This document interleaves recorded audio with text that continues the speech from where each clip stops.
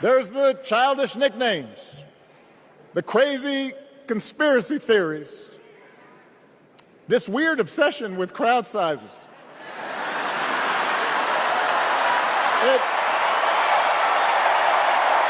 The stage was already tense before Donald Trump ever reached for the microphone. The lights were bright, the cameras were fixed, and the audience inside the National Constitution Center could feel that this was not going to be a normal political forum. On one side sat Trump, restless, loud, and eager to turn every answer into a show of force. On the other side sat Barack Obama, calm, measured, and patient in a way that seemed to irritate Trump more with every passing minute. President Obama, and if he wanted help, I'd give him help because I'm a really good builder and I build on time, on budget. He's building his library in Chicago. It's a disaster. The topic was the state of the nation, but Trump clearly wanted something else.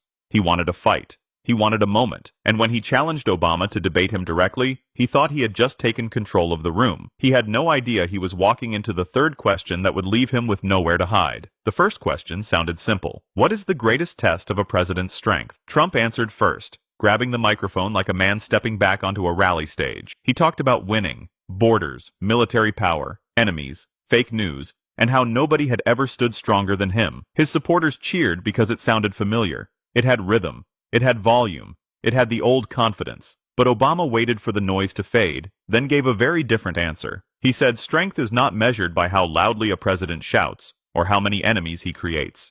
Who seem to think Trump's behavior, the bullying and the putting people down, is a sign of strength.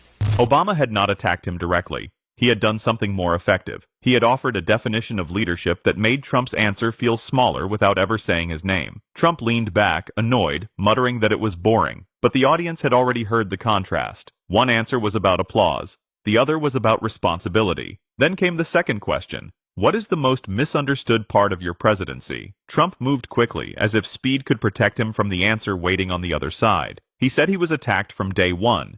And then, very importantly, I terminated Barack Hussein Obama's Iran nuclear deal, a disaster. Obama gave them $1.7 billion in cash, green cash. He said the media never treated him fairly. He said every scandal was fake, every investigation was political, every critic was corrupt. It was a familiar performance of grievance, and for a moment, the room seemed to fall back into the old pattern. Trump was no longer answering a question. He was asking the audience to feel sorry for him. Obama paused before responding. His face carried the look of a man who had heard enough. He said the most misunderstood part of the presidency is that there are no easy days in that office. Every decision is a choice between difficult options. Every choice affects families who may never know your name. He said the presidency is not a performance. It is not a show. It is service. And then he delivered the line that tightened the room. The great thing about this country is we have this wonderful process of democracy, and sometimes it is messy, and sometimes it is hard. But ultimately, justice and truth win out. That's always been the case in this country.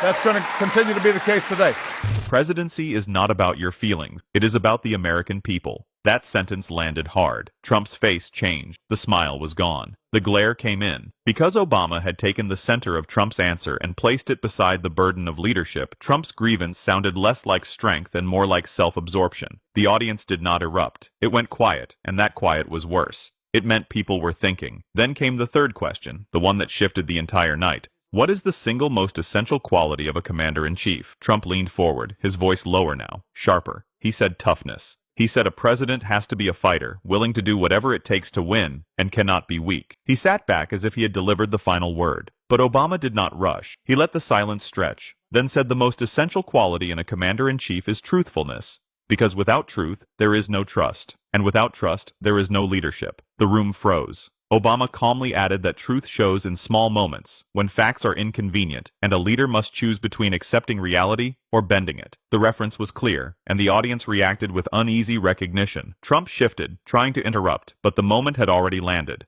What began as a clash of personalities had turned into a test of character. Trump had pushed for dominance. Obama reframed it around restraint, service, and truth. Trump attempted to recover with familiar attacks, calling it unfair, but the rhythm was broken. The audience had already seen the contrast, and the examples could not be undone. By the end, Trump still held the microphone, but not the room. His challenge had backfired. Obama didn't overpower him with volume. He narrowed the debate to standards that couldn't be shouted down. And when it was over, the difference was clear. One man tried to control the moment, The other defined it, and let the silence prove the point.